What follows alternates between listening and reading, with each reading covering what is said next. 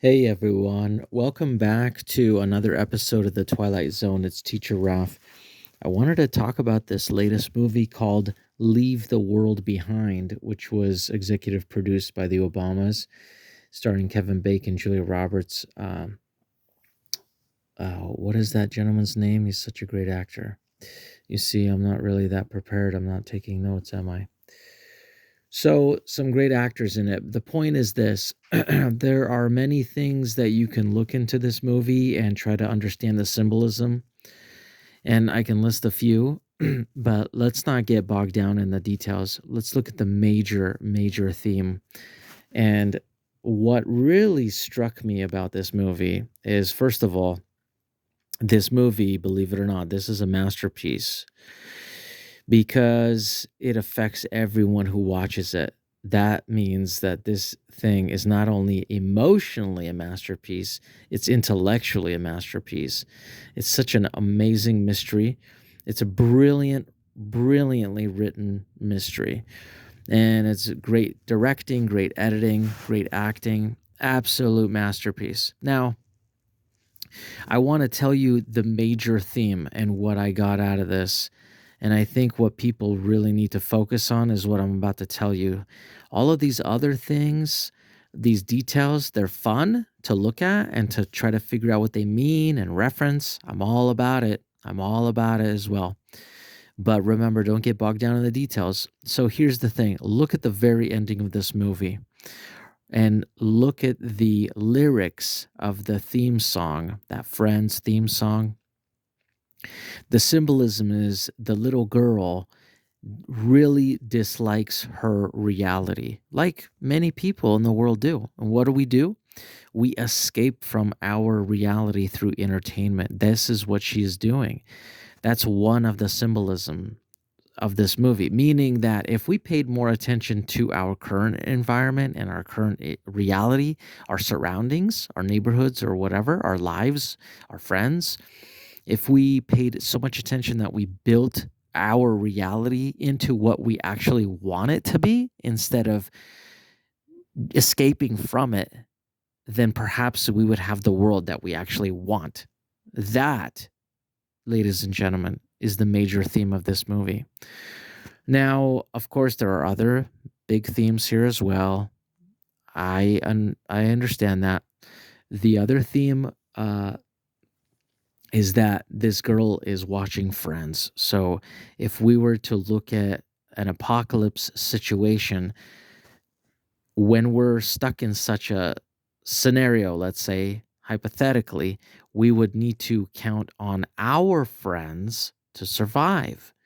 That's another perhaps symbolic meaning of watching the movie Friends, because as soon as they are there for us and we are there for them, we are happy and everything is okay, right?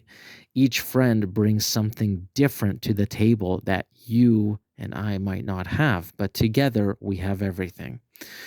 So, this is another theme that actually touches on values, right? What values do we have? So, the little girl represents both the value of friendship and the value of not escaping your reality, but pursuing your reality and building it to what you want it to be. That's what she represents. Those are the themes that the author, I'm not going to say the author because I've not read the book, but the filmmaker, he created the ending and he wants you to take away that theme at the end. And the author actually gave a compliment to the filmmaker about this. Now, the other thing I want to point out is that there are a few things in this movie that could be very confusing because they have double meanings. Okay, so one character says that the world is not ruled by a cabal, that no one is in control. Now, this could be a double meaning, and I think that the correct meaning of this is that after what has taken place in the movie, that there is this highly organized, destructive cyber attack on the country, the character reveals that his friend in power is leaving the country, right? And that his friend in power knew of this event ahead of time, planned for it, and with other elites, they had abandoned the country. Remember? Abandoned. This is very important. This is one of the major themes of this. No one is in control of the country any longer. They have abandoned it. You see what I mean? The cabal has abandoned the country. That means the cabal has moved elsewhere. This is what that character is saying. This is what the character symbolizes, that America is now no longer under the control of these powerful elites, that the powerful elites have run their course, that time is up. Okay. And so you can extract on that and think about contracts. When a contract is up, the deal is done and people go their separate ways. So, what they're trying to say is America is under a contract. Once that contract is up, the people in power that have inherited that power, that have been given that power, okay, they did not earn it, they did not win it. Okay, they were given it, they inherited it, they will now abandon it and move on elsewhere with that power. Does that make sense?